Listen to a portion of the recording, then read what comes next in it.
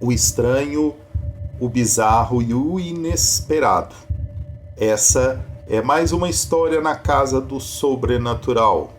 Sente-se, apague as luzes e se acomodem. A história de hoje mostra que o paranormal pode assumir inúmeras formas. A história ocorre no século XIX, em uma pequena cidade do interior, e ocorreu com uma família de imigrantes italianos que vieram para o Brasil na esperança de conseguir trabalho, seja nas fazendas de café ou lidando com o gado. Tudo para conseguir renda para sustentar os filhos. O casal era formado por Miguel e Ana, e juntos tinham 9 filhos. Eles tinham idades variadas. O mais novo deles possuía apenas 4 anos e a mais velha já tinha 20. A família chegou em um navio no litoral do Brasil e, com o que trouxeram, conseguiram comprar uma fazenda no interior de Minas Gerais. A viagem foi longa e a família passou horas em um trem até chegar no lugar. Havia apenas uma pequena casinha em meio às pastagens e densas florestas. A fazenda que compraram já possuía pequenos pés de café e era ali que a família pretendia se desenvolver e criar os filhos. E o casal não olhou mais para trás. Lá, eles conseguiram condições melhores para eles e seus filhos. O casal possuía 5 mulheres e 4 homens, e, em pouco tempo, a família transformou aquela pequena casa em seu lar. Como não havia escolas próximas, Ana decidiu ficar em casa para ensinar os filhos, até que encontrasse um meio para que eles fossem à escola. O lugar também não possuía vizinhos próximos. Já Miguel possuía conhecimento sobre lavoura e cuidava das plantações. Além do café, ele plantou legumes, verduras e árvores frutíferas, porém o foco principal era café e milho. A fazenda havia saído barato, porém com uma condição. Sempre que chegava a época da colheita do café, parte desta colheita deveria ser enviada ao Senhor das Terras. À medida que as crianças cresciam, elas passavam a ajudar, cuidando da casa e das plantações. A vida era difícil, mas a família trabalhava junta para dar o seu melhor, a fim de no futuro terem oportunidades e condições melhores. O lugar não tinha energia elétrica e nem água, então a família sempre tinha o trabalho de buscar água em um riacho próximo. O processo se repetia várias vezes ao dia. Afinal, precisavam da água tanto para o consumo quanto para a irrigação das lavouras. Em relação à luz, a família usava lamparinas. Geralmente Miguel tinha que ir a pé ou com um dos animais da fazenda até a mercearia mais próxima, a cerca de 2 horas, para comprar arroz, carne e outros mantimentos necessários. Certo dia, enquanto estava na cidade, após passar na mercearia e algumas outras lojas, Miguel acabou perdendo o horário. No caminho de volta, já por volta de 22 horas, quando o lugar ficava um completo breu, Ana o recebeu iluminando a pequena casa com uma lamparina, o que facilitou sua chegada. Ao chegar, as crianças já estavam dormindo. Apenas a sua esposa o recebeu e ambos foram dormir. Era cerca de 2 horas da madrugada, quando uma das crianças, uma menina, acordou com barulhos altos. Era como se alguém estivesse correndo no milharal, quebrando os pés de milho. Assustada, a garota acordou suas irmãs, que dormiam com ela no mesmo quarto. A filha mais velha tratou de conferir se as portas e janelas estavam fechadas e todas ainda estavam com os trincos abaixados. Enquanto isso, a garota, que acordou com barulho, foi até o quarto dos pais e os acordou, informando o barulho que havia escutado. Nesse momento, o barulho retornou e todos na casa puderam escutar o som. Percorria por todo o milharal que rodeava a casa e o barulho continuava mesmo depois de 10 minutos. Miguel pegou uma lamparina e a foice que usava na lavoura, e nesse ponto todos os filhos já tinham despertado. Todos seguiram até a porta de entrada. O pai foi na frente.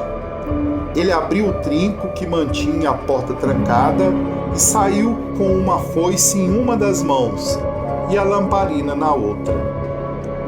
Ana trancou novamente a porta e a família só conseguiu vê-lo entrando no milharal. Eles estavam apreensivos e conseguiam ouvir seus passos desaparecendo, e pela distância, a luz de sua lamparina não era mais visível em meio ao breu. Passaram-se 20, 39, 40 minutos e nada do Miguel aparecer. A família, e principalmente Ana, estava muito aflita. O mais preocupante é que não havia mais barulho, apenas o silêncio e o canto dos grilos. Foi nesse momento que, pela fresta da janela, a família viu Miguel se aproximando. Ele gritou para que a esposa e os filhos fechassem as portas e janelas e apagassem todas as velas, e que só deveriam abrir após ele bater 3 vezes na porta. Ana seguiu o que ele disse. Ela estava pálida e desesperada, sem saber o que estava acontecendo. Ela e os filhos começaram a rezar, enquanto apagavam vela por vela da casa. O som no milharal voltou, e cada vez mais alto. Não havia mais sinal de Miguel. Batidas começaram ao redor da casa, primeiro nas janelas e depois na porta. Começou com uma simples batida e depois a porta começou a ser esmurrada repetidamente. Ana até mesmo perdeu a conta. Ela temia que a porta de entrada cedesse. O som era alto e forte. A casa chegava a balançar levemente depois de cada batida. Assustada, Ana se escondeu no quarto com os filhos e, após apagar todas as luzes da casa, eles ficaram em silêncio enquanto ouviam o som ensurdecedor que voltou para o milharal. Passou-se 1, 2 horas. Percebi um som alto no milharal sendo destruído. Por volta das 4 horas da manhã, quando o sol nem mesmo havia nascido, a família ouviu 3 batidas na porta da frente. Ana correu até a porta e abriu sem pensar. Ela se deparou com o marido, pálido e encharcado de suor. Ele rapidamente entrou e trancou novamente a porta. Foi para o quarto com a sua família e, depois de um tempo, todos dormiram. Após algumas horas, o sol raiou e a família acordou. Ana percebeu que o marido mal dormiu.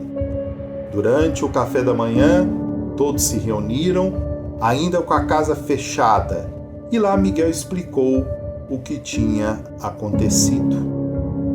Ele disse que quase tinha morrido. O que estava à espreita no milharal não era humano. A figura de mais de 2 metros tinha uma feição animalesca e possuía detalhes de animal por todo o seu corpo. Ela tinha uma postura curvada e seus olhos eram vermelhos e brilhantes em meio ao breu da noite. Tinha um focinho longo e os dentes muito afiados. A pele lembrava de um urso. Desesperado, Miguel jogou a lamparina em direção à criatura e, enquanto ela estava distraída, se jogou no milharal, ficando imóvel. Ele pôde ouvir a criatura rondando pelo milharal, circulando a casa, e teve vezes que a criatura passou bem perto. Miguel podia ouvir sua respiração pesada. Miguel não tinha coragem de dormir ou fechar os olhos.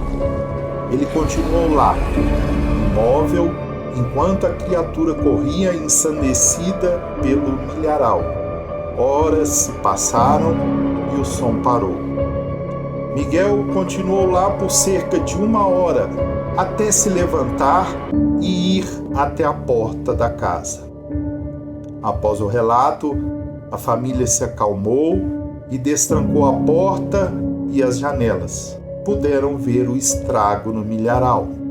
Parecia ter sido pisoteado furiosamente. Quando Miguel foi à mercearia, contou o ocorrido e o dono lhe informou que havia uma lenda de que o morador de uma fazenda próxima se transformava em lobisomem nas noites de lua cheia, à procura de presas em meio às florestas e fazendas das redondezas.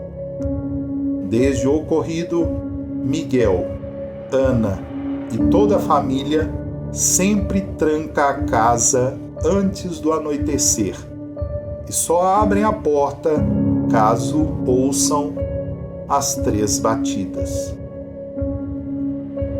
Obrigado por assistirem até aqui. Deixem o like, compartilhem e até a próxima história aqui na Casa do Sobrenatural.